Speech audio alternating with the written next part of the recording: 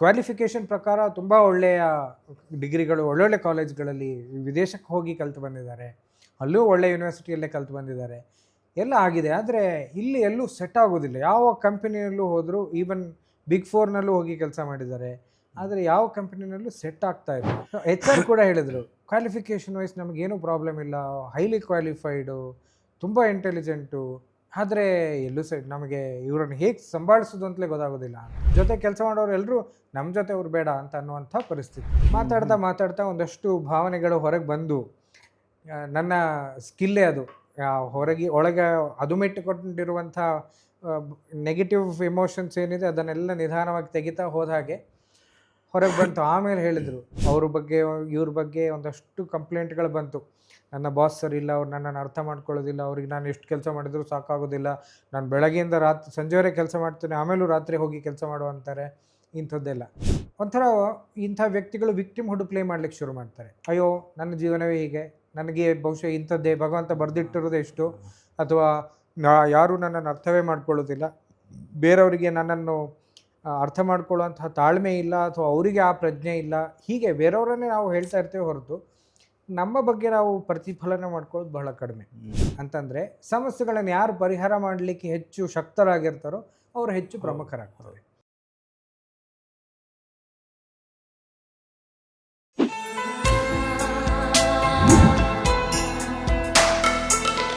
ನಮಸ್ಕಾರ, ಬಡಕಿಲಾ ಪ್ರದೀಪ್ ಯೂಟ್ಯೂಬ್ ಚಾನಲ್ಗೆ ನಿಮ್ಮೆಲ್ಲರಿಗೂ ಕೂಡ ಸ್ವಾಗತ. ನಾನು ಬಡಕಿಲಾ ಪ್ರದೀಪ್. ಮನಸ್ಸೇ ಓ ಮನಸ್ಸೇ ಸೀರೀಸ್ನ ಶುರು ಮಾಡೋ ಹೊತ್ತು ನಮ್ಮ ಜೊತೆ ಅಕ್ಷರಾ ದಾಮ್ಲೆ ಅವರಿದ್ದಾರೆ. ಅವ್ರನ್ನ ಕಾರ್ಯಕ್ರಮಕ್ಕೆ ಸ್ವಾಗತ ಮಾಡೋಣ. ನಮಸ್ಕಾರ. ನಮಸ್ಕಾರ. ಮನಸ್ಸಿನ ಬಗ್ಗೆ ಮಾತಾಡ್ತಾ ಇದ್ದೀವಿ ನಾವು ಪ್ರತಿ ವಾರ. ಸೊ ಮನಸ್ಸಿನ ಬಗ್ಗೆ ನೀವು ಪ್ರತಿ ಕ್ಷಣ ಯೋಚನೆ ಮಾಡೋರು. ನಮ್ಮೆಲ್ಲರಿಗೂ ಕೂಡ ಮನಸ್ಸು ಅಷ್ಟೇ ಮುಖ್ಯ ಕೂಡ. ಮನಸ್ಸನ್ನು ಹೆಲ್ತಿಯಾಗಿ ಇಟ್ಕೊಂಡು, ಒಂದು ದೇಹದ ಹೆಲ್ತ್ನ ಜೊತೆಗೆ ಮನಸ್ಸಿನ ಹೆಲ್ತ್ ಕೂಡ ಅಷ್ಟೇ ಮುಖ್ಯ. ಸೊ ಒಂದು ಕೇಸ್ನ ಮೂಲಕ ನಾವು ಒಂದೊಂದಿಷ್ಟು ವಿಚಾರಗಳನ್ನು ನಾವು ಪ್ರತಿ ವಾರ ಡಿಸ್ಕಸ್ ಮಾಡ್ತಾ ಇದ್ವಿ. ಸೊ ಈ ವಾರ ಯಾವ ಕೇಸ್ನ ಬಗ್ಗೆ ಮಾತಾಡೋದಕ್ಕೆ ಇಷ್ಟ? ವರ್ಕ್ ರಿಲೇಟೆಡ್ ಸಮಸ್ಯೆಗಳು ಕೂಡ ಅನೇಕರಿಗೆ ಕಂಡು ಬರ್ತದೆ. ಈಗ ಉದಾಹರಣೆಗೆ ಈಗ ವಾರ್ ನಡೆದಾಗ ಎಷ್ಟೋ ಜನರಿಗೆ ನನ್ನ ಕೆಲಸ ಉಳಿತದ ಹೋಗ್ತದ ಅನ್ನುವಂಥ ಭಯ. ಆದರೆ ಇದ್ದವ್ರಿಗೆ ಈ ಕೆಲಸದಲ್ಲಿ ಎಲ್ಲಿ ನೆಮ್ಮದಿ ಇಲ್ಲ, ಯಾಕೋ ಅರ್ಥ ಆಗ್ತದಿಲ್ಲ.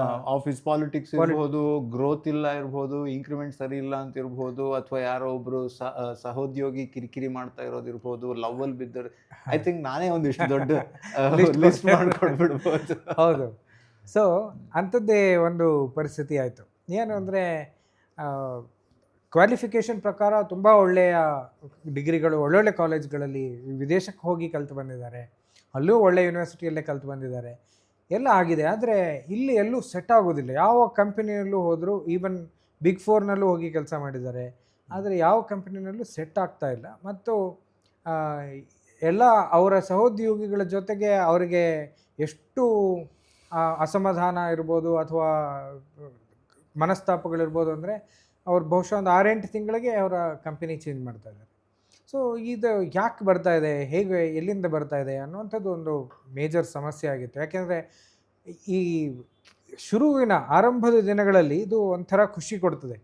ನಾನು ಒಂದೇ ಕಡೆ ನಿಂತ ನೀರಾಗಿಲ್ಲ, ಹರಿತಾ ಇದ್ದೇನೆ ಅನ್ನುವಂಥ ಒಂದು ಖುಷಿ. ಅದು ರೆಸ್ಯೂಮೆಯಲ್ಲಿ ಬಿಲ್ಡ್ ಆಗ್ತಾ ಹೋಗ್ತಾ ಅದೇ ದೊಡ್ಡ ಪ್ರಾಬ್ಲಮ್ ಆಗ್ತದೆ. ಆಮೇಲೆ ಪ್ರತಿ ಇಂಟರ್ವ್ಯೂಲ್ ಹೋದಾಗಲೂ ಆ ಹೊಸ ಕಂಪನಿಯವರು ಅದನ್ನೇ ನೋಡ್ತಾರೆ, ಇವನು ಯಾಕೆ ಜಾಸ್ತಿ ದಿನ ನಿಲ್ಲುವುದಿಲ್ಲ ಕೇಳ್ತಾರೆ. ಅದೇ ಫಸ್ಟ್ ಕ್ವೆಶ್ಚನ್ ಅದೇ ಇರುತ್ತೆ. ಹೌದು. ಸೊ ಅದು ಯಾವಾಗ ಹಿಟ್ ಆಗ್ಲಿಕ್ಕೆ ಶುರು ಆಯಿತು ಅಂದರೆ ಪ್ರತಿ ಇದರಲ್ಲಿ ಸಂದರ್ಶನದಲ್ಲೂ ಇದೇ ಪ್ರಶ್ನೆ ಫಸ್ಟ್ ಪ್ರಶ್ನೆಯಾಗಿ ಕಾಣಿಸ್ಕೊಳ್ಳಿಕ್ಕೆ ಶುರು ಆಯಿತು. ಆವಾಗ ಅವರಿಗೆ ಒಂಥರ ಪ್ರಶ್ನೆ ಮೂಡಲಿಕ್ಕೆ ಶುರುವಾಯಿತು. ಏನಂದರೆ ಇದನ್ನು ಹೇಗೆ ಸರಿ ಮಾಡೋದು, ಯಾಕೆಂದರೆ ನಾನು ಹೀಗೆ ಮುಂದುವರೆದ್ರೆ ನೆಕ್ಸ್ಟ್ ಕೆಲಸ ಕೊಡೋರು ಹಿಂದೆ ಮುಂದೆ ನೋಡ್ತಾರೆ, ಜಾಬ್ ಸೆಕ್ಯೂರಿಟಿ ಕಷ್ಟ ಆಗ್ತದೆ, ಮನೆ ಸಂಸಾರ ಇವುಗಳನ್ನು ಸಂಭಾಳಿಸ್ಕೊಂಡು ಹೋಗುವಂಥ ಜವಾಬ್ದಾರಿ ಇದೆ. ಹಾಗಾಗಿ ನಾನು ಪ್ರತಿ 8-10 ತಿಂಗಳಿಗೆ ಅನ್ಸುತ್ತೆ ನಾನು ಜಾಬ್ ಚೇಂಜ್ ಮಾಡ್ತಾ ಇದ್ದೇನೆ ಅನ್ನುವಂಥ ಆ ಸ್ವಾತಂತ್ರ್ಯ ಈಗಿಲ್ಲ. ಇಂಥ ಸಂದರ್ಭದಲ್ಲಿ ಹೇಗೆ ಹೋಗ್ತಾ ಇದ್ದಂಗೆ ಎಲ್ಲ ಪ್ರಾಬ್ಲಮ್ಸ್ ಶುರುವಾಗಿ ಕಷ್ಟ ಆಗ್ತದೆ. ಸೊ ಯಾಕೆ ಇದು ಅಂತ ನೋಡಿದ್ರೆ ಈವನ್ ಅವರ ಇಂಟ್ರೆಸ್ಟಿಂಗ್ಲಿ ಏನಾಯಿತು ಅಂದರೆ ನಂಗೆ ಅವರ ಕಂಪನಿಯ ಎಚ್ ಆರ್ ಈ ಸೆಷನನ್ನು ಅರೇಂಜ್ ಮಾಡಿದಂಥದ್ದು. ಆ ಥರದ ಸೆನ್ಸಿಟಿವ್ ಕಂಪನಿಗಳು ಇದ್ದೇವೆ, ತುಂಬ ವಿಶೇಷ. ಹೌದು. ಎಚ್ ಆರ್ ಕೂಡ ಹೇಳಿದರು, ಕ್ವಾಲಿಫಿಕೇಷನ್ ವೈಸ್ ನಮಗೇನೂ ಪ್ರಾಬ್ಲಮ್ ಇಲ್ಲ, ಹೈಲಿ ಕ್ವಾಲಿಫೈಡು, ತುಂಬ ಇಂಟೆಲಿಜೆಂಟು, ಆದರೆ ಎಲ್ಲೂ ನಮಗೆ ಇವರನ್ನು ಹೇಗೆ ಸಂಭಾಳಿಸೋದು ಅಂತಲೇ ಗೊತ್ತಾಗೋದಿಲ್ಲ ಅಂತ. ಜೊತೆಗಿರೋ ಅವ್ರ ಜೊತೆ ಕೆಲಸ ಮಾಡೋರು ಎಲ್ಲರೂ ನಮ್ಮ ಜೊತೆ ಅವ್ರು ಬೇಡ ಅಂತ ಅನ್ನುವಂಥ ಪರಿಸ್ಥಿತಿ. ಆವಾಗ ನಾನು ಹೇಳಿದೆ, ಕ್ವಾಲಿಫಿಕೇಷನ್ನು ಇಂಟೆಲೆಕ್ಚುಯಲ್ ಎಬಿಲಿಟಿನಷ್ಟೇ ತೋರಿಸ್ತದೆ, ಇಮೋಷ್ನಲ್ ಎಬಿಲಿಟಿ ಅಂತ ತೋರಿಸೋದಿಲ್ಲ ಅಂತ. ನಾವು ಬರೇ ಸಣ್ಣದಿರುವಾಗಿಂದಲೂ ಫೋಕಸ್ ಮಾಡೋದು ಓದು ಓದು ಓದು ಓದು ಅಂತ ಅಷ್ಟೇ. ಮಾರ್ಕ್ಸ್ ಓದು ಬಿಡಿ, ಅದರಿಂದ ಹೆಚ್ಚು ಎಷ್ಟು ಮಾರ್ಕ್ಸ್ ತಗೊಂಡಿದ್ಯಾ, ಹೌದು, ರ್ಯಾಂಕ್ ಏನ್ ನಿಂದು ಅಲ್ವಾ? ಸೊ ಈ ಸ್ಪರ್ಧೆಯಲ್ಲೇ ಮುಂದುವರಿತಾ ಹೋಗ್ತಾ ಇದ್ದೇವೆ ಹೊರತು ನಾವು ಪ್ರತಿದಿನ ಏನನ್ನು ಅನುಭವಿಸ್ತಾ ಇದ್ದೇವೆ, ಭಾವನಾತ್ಮಕವಾಗಿ ಏನಾಗ್ತಾ ಇದೆ ನಮ್ಮೊಳಗೆ, ಅದು ಅಲ್ಲಿನ ತಳಮಳಗಳೇನು ಅದನ್ನು ಯಾವತ್ತೂ ನೋಡೋದೇ ಇಲ್ಲ. ಅಥವಾ ಒಂದು ಕುಟುಂಬವಾಗಿ ಆಗಲಿ, ಅಥವಾ ಒಂದು ಸಮುದಾಯವಾಗಲಿ, ಅಥವಾ ಶಾಲೆಯಲ್ಲಾಗಲಿ, ಅಥವಾ ಆಫೀಸ್ ಸ್ಪೇಸ್ನಲ್ಲಾಗಲಿ ಯಾರೋ ಕೂತ್ಕೊಂಡು ಅವರವರ ಭಾವನಾತ್ಮಕ ವಿಷಯಗಳನ್ನು ಹಂಚ್ಕೊಳ್ಳೋದು ಬಹಳ ಕಡಿಮೆ. ಅಥವಾ ಹಂಚ್ಕೊಂಡ್ರು ಕೂಡ ಒಂದಷ್ಟು 4-5 ಜನ ಸ್ನೇಹಿತರ ಜೊತೆ ಹಂಚ್ಕೊಂಡ್ರು ಕೂಡ ಅದರಲ್ಲೂ ಕೂಡ ಒಂದಷ್ಟು ಫಿಲ್ಟರ್ ಹಾಕಿನೇ ಹಂಚ್ಕೊಂಡಿರ್ತಾರೆ. ಸೊ ಈ ಸಮಸ್ಯೆಗಳು ಬಂದಾಗ ನಮಗೆ ಅದರ ಎಳೆಗಳೆಲ್ಲಿದೆ ಅಂತ ನೋಡಬೇಕಾಗ್ತದೆ. ಹಾಗಾಗಿ ಅವನಿಗೆ ಒಂದು ಸೆಷನ್ ಮಾಡ್ಲಿಕ್ಕೆ ಶುರು ಮಾಡಿದೆ. ಅವರು HR ಕೂಡ ಫಸ್ಟಿಗೆ ಅವನಿಗೆ ಎಲ್ಲಿ ಇದು ಬೇಸರ ಆಗಿಬಿಡ್ತದೋ ಸೈಕಾಲಜಿಸ್ಟ್ ಹತ್ರ ಸೆಷನ್.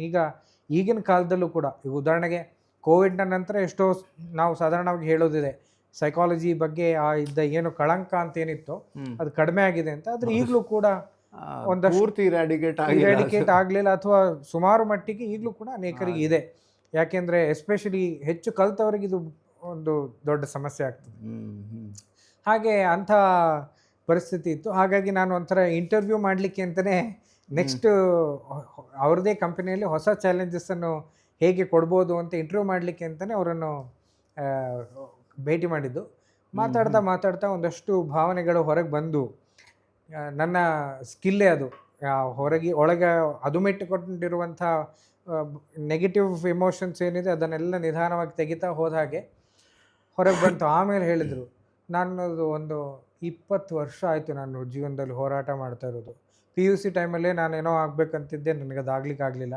ಇನ್ಯಾವುದೋ ಕೋರ್ಸಿಗೆ ಸೇರಬೇಕು ಅಂತಿದ್ದೆ, ಅದಾಗಲಿಲ್ಲ. ಮತ್ತೇನೋ ಮಾಡಬೇಕಂತಿದ್ದೆ, ಅದು ಆಗಲಿಲ್ಲ. ನನಗೆ ಎಲ್ಲ ಕಡೆನೂ ಸೋಲೇ ಆಗ್ತಾಯಿದೆ. ಹಾಗಾಗಿ ನಾನು ಎಲ್ಲೂ ಕೂಡ ಬಹುಶಃ ನನಗೆ ನಿಂತರೆ ಎಲ್ಲರೂ ಅದೇ ಪ್ಯಾಟರ್ನ್ ಆಗಿ ಹೋಗಿದೆ. ಅಂದರೆ ಎಲ್ಲ ಕಡೆನೂ ಸೋಲು ಬರ್ತದೆ, ಆಮೇಲೆ ಚೇಂಜ್ ಆಗ್ತದೆ, ಸೋಲು ಬರ್ತದೆ, ಚೇಂಜ್ ಆಗ್ತದೆ ಅಂತ. ಸೊ ಅದನ್ನು ಯಾವಾಗ ಒಂದಷ್ಟು ಇಮೋಷನ್ಗಳನ್ನು ತೆಗಿಲಿಕ್ಕೆ ಸಿಕ್ಕಾಕೊಳ್ಳೋದು, ಹೌದು, ವಿಷವರ್ತುಲ ಥರ, ಹೌದು, ಆ ಒಂದು ಭಾವನೆಗಳ ಒಂದು ಸಂಕೊಲೆಯನ್ನು ನಿಧಾನವಾಗಿ ಕಡಿಲಿಕ್ಕೆ ಯಾವಾಗ ಸಾಧ್ಯ ಆಯಿತೋ ಅಲ್ಲಿವರೆಗೆ ಶುರು ಮಾಡಿದ ಮಾತಲ್ಲಿ ನಾ ಆಮೇಲೆ ಕೇಳಿದೆ, ಈಗ ಸದ್ಯ ನೀವು ಏನೇನು ಚಾಲೆಂಜಸ್ ಫೇಸ್ ಮಾಡ್ತಾ ಇದ್ದೀರಿ ಅಂತ ಹೇಳಿದಾಗ ಅವ್ರ ಬಗ್ಗೆ ಇವ್ರ ಬಗ್ಗೆ ಒಂದಷ್ಟು ಕಂಪ್ಲೇಂಟ್ಗಳು ಬಂತು. ನನ್ನ ಬಾಸ್ ಸರಿ ಇಲ್ಲ, ಅವ್ರು ನನ್ನನ್ನು ಅರ್ಥ ಮಾಡ್ಕೊಳ್ಳೋದಿಲ್ಲ, ಅವ್ರಿಗೆ ನಾನು ಎಷ್ಟು ಕೆಲಸ ಮಾಡಿದರೂ ಸಾಕಾಗೋದಿಲ್ಲ, ನಾನು ಬೆಳಗ್ಗೆಯಿಂದ ಸಂಜೆವರೆಗೆ ಕೆಲಸ ಮಾಡ್ತೇನೆ, ಆಮೇಲೂ ರಾತ್ರಿ ಹೋಗಿ ಕೆಲಸ ಮಾಡುವಂತಾರೆ, ಇಂಥದ್ದೆಲ್ಲ.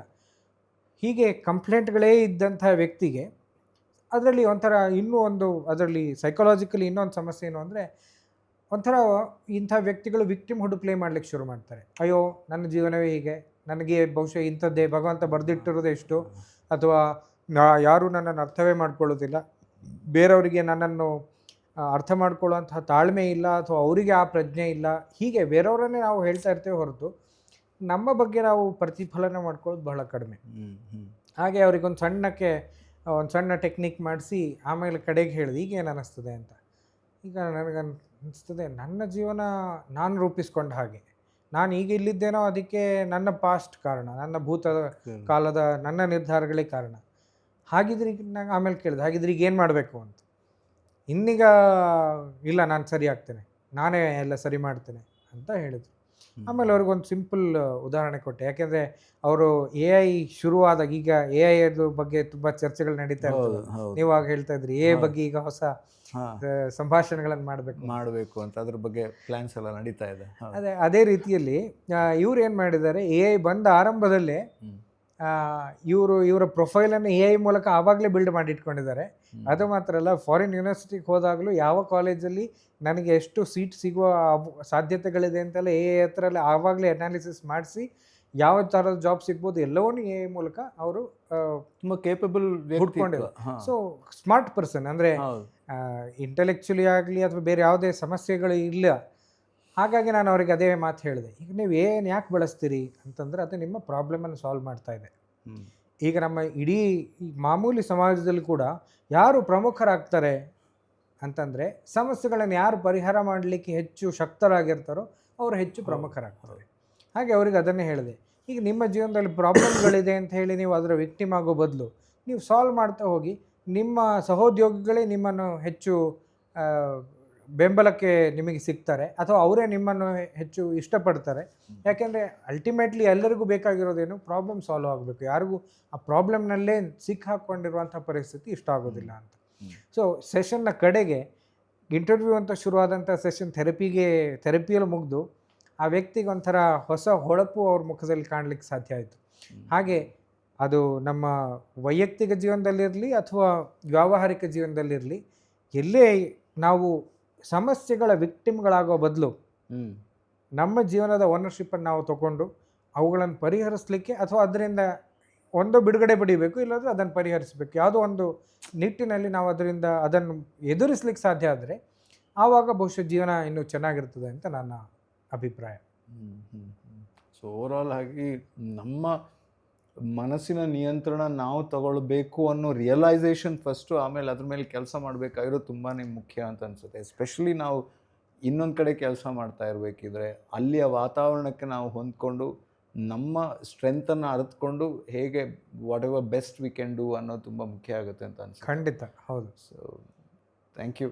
Thank you. ಸೊ ನಾವೆಲ್ಲರೂ ಕೂಡ ಒಂದು ಆಫೀಸಲ್ಲಿರ್ಬೋದು ಅಥವಾ ಒಂದು ಮನೇಲಿರ್ಬೋದು ಅಥವಾ ಯಾವುದೋ ಸಮಾಜದಲ್ಲಿ ಯಾವುದೋ ಒಂದು ಗುಂಪಿನ ಜೊತೆ ನಾವು ಇಂಟ್ರ್ಯಾಕ್ಟ್ ಮಾಡ್ತಾ ಇರ್ಬೋದು, ಅಲ್ಲಿ ಉಳಿದವರ ಸ್ಟ್ರೆಂತನ್ನು ನಾವು ತಿಳ್ಕೊಳ್ಳೋದು ನೋಡ್ತೀವಿ, ಅವರ ವೀಕ್ನೆಸ್ಸನ್ನು ನಾವು ಹೇಗೆ ಅಟ್ಯಾಕ್ ಮಾಡೋದು ಅಂತ ಕೂಡ ನೋಡ್ತಾ ಇರ್ತೀವಿ. ಅದ್ರ ಜೊತೆಗೆ ನಮ್ಮ ಸ್ಟ್ರೆಂತ್ ಮತ್ತು ವೀಕ್ನೆಸ್ಸನ್ನು ನಾವು ಎಷ್ಟು ಚೆನ್ನಾಗಿ ಅರ್ಥಕೊಳ್ತೀವಿ, ಅದನ್ನು ನಾವು ಹೇಗೆ ಬಳಸ್ಕೊಳ್ತೀವಿ ಅನ್ನೋದು ಕೂಡ ತುಂಬ ಮುಖ್ಯ ಆಗುತ್ತೆ ಅನ್ನೋದು ನಾನು ಇದರಲ್ಲಿ ತಿಳ್ಕೊಂಡಂತಹ ವಿಚಾರ. ನಿಮಗೂ ಕೂಡ ಇದ್ರ ಮೂಲಕ ಒಂದಿಷ್ಟು ಉಪಯೋಗ ಆಗಿದೆ ಅಂತ ತಿಳ್ಕೊಳ್ತಾ ನಾನು ಈ ಸಂಚಿಕೆಯನ್ನು ಮುಕ್ತಾಯಗೊಳಿಸೋದಕ್ಕೆ ನಿಮ್ಮ ಪರ್ಮಿಷನ್ ಕೇಳ್ತಾ ಇದ್ದೀನಿ. Thank you so much.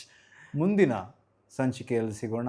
ಆದರೆ ಪ್ರತಿನಿತ್ಯ ನಿಮಗೋಸ್ಕರ ಹೊಸ ಸಂಚಿಕೆಗಳು ನಮ್ಮ ಪ್ರತಿನಿತ್ಯದ ಸರಣಿಗಳಲ್ಲಿ ಸಿಗ್ತಾ ಹೋಗ್ತವೆ. ಮತ್ತೆ ಸಿಗ್ತೀನಿ.